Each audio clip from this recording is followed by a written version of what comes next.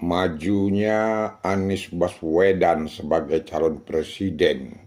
dari Partai Nasdem yang berkoalisi dengan PKS dan Demokrat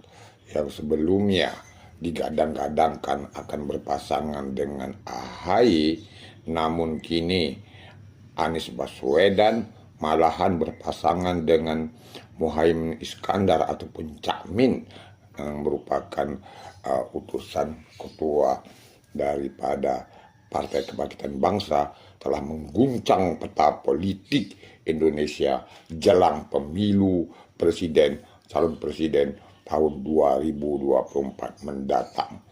Betul-betul luar biasa Anies Baswedan dan Cak Min, sehingga mampu mengguncang peta politik Indonesia jelang pemilu tahun 2024 mendatang.